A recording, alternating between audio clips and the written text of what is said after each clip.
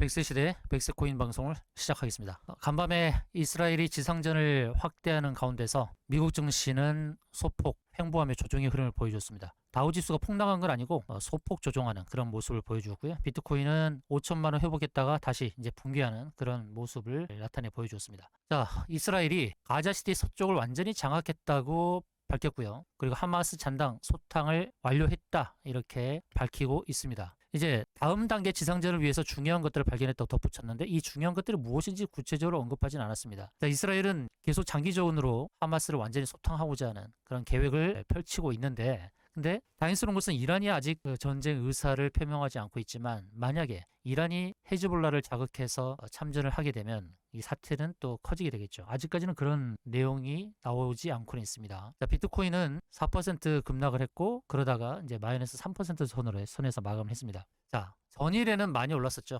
전일에는 크게 올랐다가 6% 급등했다가 그 다음에 이제 장중에 4% 하락하는 급등과 급락이 계속해서 발생하고 있습니다. 자, 이때 바로 전전일 날 6% 반등했던 것은 뚜렷한 호재가 있었던 것은 아니고 오히려 미국 증권거래위원회가 브라질 가상자산 운용사 해시덱스의 비트코인 현물 상장 지수펀드 심사를 연기했다는 소식만 들려온 겁니다. 바로 이제 17일 우리가 1월 10일이라는 데드라인을 보고 가는 가운데서 11월 17일 일부 현물 ETF 심사에 대한 승인에 대한 기대감도 있다고 말씀드렸는데요. 그것은 제가 별로 좋지 않다고 말씀드렸죠. 1월 10일이라는 그 기간을 두고 진행을 하는 가운데서 11월 17일이라는 승인에 대한 것이 주어지는 것이 결코 바람직하지 않다는 거죠. 여기서 승인이 연기가 된다고 했을 때는 급락이 나타날 수도 있기 때문에요. 연기했다는 소식이 들려온 상황에서 급등했다가 다시 또 급락의 형태가 나타났다는 것이죠. 결국은 증권거래위원회가 비트코인 현물 ETF를 승인할 것입니다. 그 데드라인이 1월 10일이라는 거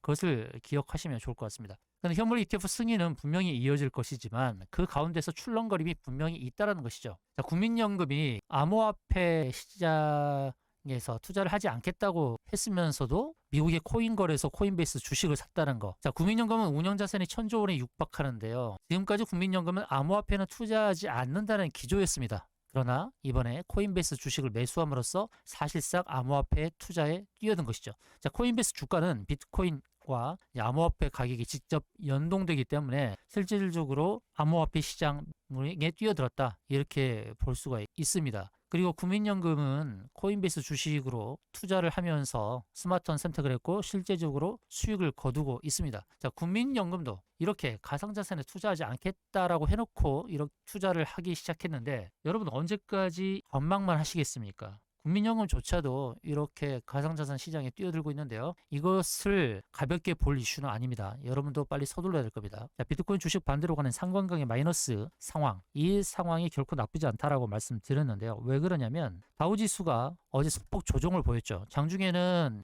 0.49% 하락을 했다가 마이너스 0.13%로 마감을 했는데 지금 현재 위치가 어떠냐는 겁니까? 자, 지금 현재 상황을 보게 되면 과열권에 진입을 했다는 것이죠. CCI 과열권, RSI도 마찬가지예요. CCI나 RSI가 과열권에 왔을 때 다우지수가 방향 전환을 했다라는 측면에서 지금 다우지수의 방향성이 이제 반락을 할 수도 있습니다. 나스닥도 마찬가지입니다. 나스닥도 고점권에서 머무르고 있지만 과열권에 있다. 그리고 갭 상승을 크게 한 것은 결코 바람직하지 않습니다. 이 갭은 언젠가 다 메운다는 것입니다. 갭은 메운다라는 것을 기억하시면 좋을 것 같고 S&P 500도 갭이 너무 크게 떴어요. 그래서 이 갭을 메우러 내려갈 수 있다는 것이죠. 과열권에 왔을 때마다 S&P 500 지수도 하락했다라는 것을 확인할 수가 있습니다. 그래서 이제는 미국 증시가 하락으로 반락을 가져올 때에 비트코인이 어떤 흐름을 가져오겠냐는 겁니다. 최근까지는 디커플링된 흐름을 보여주었기 때문에 미국 증시가 하락을 할 땐 상승으로 전개될 수 있다는 것을 일단 참고를 하시고요. 자, 5천만 원 넘었다가 지금 5천만 원 이제 하회를 하긴 했는데 여러분, 그때 살 걸. 제가 4천만 원 이하에 있을 때 계속 주구장창 비트코인을 강조했죠. 3,500만 원대부터 계속해서 강조를 했습니다. 3천만 원, 3,500만 원 사이에서 비트코인 사라 안내를 드렸습니다. 특히 100세 시대 100세 코인이라고 말씀드리면서 100세 시대까지 우리가 투자를 할 텐데 자, 이 코인이 여러분의 자산을 늘릴 수 있는 수단이 된다고 말씀드렸습니다. 연로하신 분들도 편하게 매수하실 수 있는 안내를 드렸고 그러면 이 5천만 원 있어야만 비트코인을 살 수 있느냐? 그렇지 않다는 것이죠. 500만 원 있으면 어떻습니까? 살 수 있단 말입니다. 300만 원 있으면 어때요? 살 수 있어요. 그런 길을 다 안내 드린단 말이죠. 자, 내년 연말에는 2배를 갈 거예요. 2배 갈 수밖에 없죠. 연간 상승률 122%. 올해도 많이 올랐지만 내년은 더 오른다는 거죠.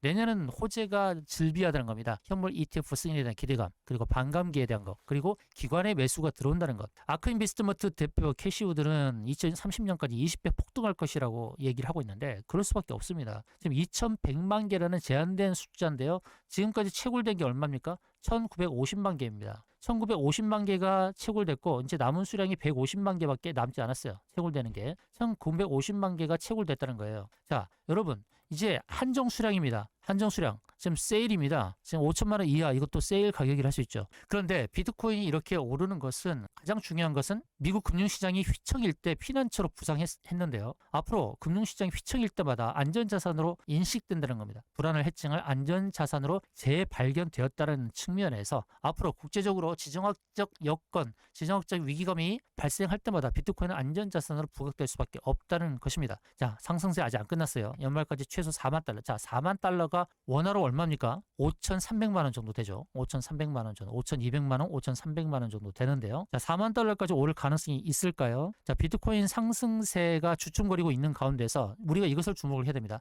콜옵션 미결제 약정이 85% 더 많다라는 것은 무엇입니까? 수익인데도 불구하고 아직 결제를 안 했다는 것이죠. 결제 가격이 얼마에 집중되냐면 4만 달러입니다. 자, 4만 달러까지 올 가능성이 있을까요? 기술적인 모습을 보도록 하겠습니다. 비트코인은 급등했다가 급락을 했어요. 한때 6% 급등했다가 4% 급락하고 이제 종가는 마이너스 3% 선이 끝났고요. 현재 4,900만 원 선에서 거래가 되고 있습니다.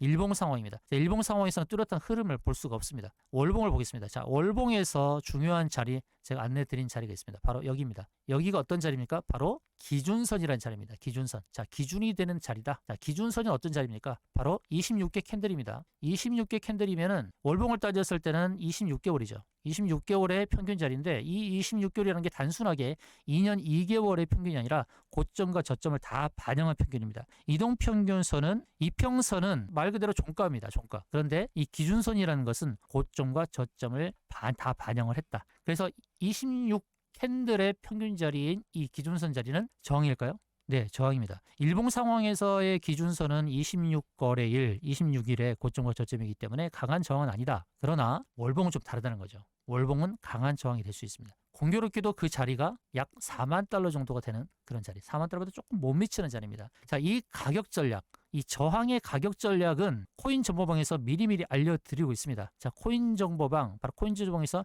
비트코인에 대한 분석을 계속 해드리고 있습니다. 디테일하게요. 최근에 상승했던 부분들, 그리고 우리가 상승을 지속하게 된다라고 말씀드렸던 것, 그리고 또 조정이 올 수도 있다는 것. 단기적으로 너무 빠르게 상승하면서 이평선가 너무 벌어져서 조정이 나올 수 있다는 것까지 코인 정보방에서는 미리미리 안내를 드리고 있다는 것입니다. 자, 코인 정보방 들어올 수 있는 방법은 010-746-2630으로 숫자 1번만 문자로 주시면 되겠습니다. 숫자 1번만 문자로 주시면 코인 정보방 들어오셔서 비트코인의 실시간 시세, 그리고 방향성, 그리고 롱숏 포지션, 그리고 뉴스보다 더 빠른 속보 소식을 드리니까, 그리고 또 비트코인을 어떻게 살 수 있는지 가장 기본적인 것도 안내를 드립니다. 비트코인 어떻게 사고 어떻게 파는지, 단기적인 방향성은 어떻게 되고 중장기적으로 어디까지 끌고 갈 수 있는지에 대한 것까지 다 차근차근 안내 드리고 있습니다. 뉴스보다 더 빠른 속보 소식 받기를 원하시는 분, 그리고 보유 코인에 대한 분석을 원하시는 분도 이 코인 정보방 들어오시기 바랍니다. 그러면 보유 코인에 대해서 안내를 드리는데, 여러분 보유 코인명과 매수 가격만 문자로 주십시오. 010-746-2630으로 여러분이 보유하신 보유 코인명과 매수 가격만 알려주시면 그 코인도 분석해 드리겠습니다. 단기적으로 저항 가격이 다가오고 있다. 그리고 눌림목이 있을 때는 이제 매수할 타이밍도 다가오고 있다는 것이죠. 눌림목 매수해서 이제 내년에 큰 상승, 2배 이상의 상승이 나타날 그 내년 시장을 바라보고 대응을 해야 되겠죠. 왜 내년에 2배가 나타나느냐? 당연한 겁니다. 2배가 나타날 수밖에 없는데 가장 중요한 것은 잘 사는 거죠. 조종기에 잘 사야 되는 겁니다. 어떻게 사야 되는지, 어떤 눌림목이 사야 되는지, 그것도 다 코인 정보방에서 안내를 드립니다. 여러분 주저하지 마시고 코인 정보방 들어오시고요. 여러분의 코인도 분석을 의뢰하시길 바라겠습니다. 010-746-2630입니다. 코인명과 매수 가격만 적어주시면 되겠고요. 코인 정보방 들어오는 길은 010-746-2630 숫자 1번만 문자로 주시면 되겠습니다.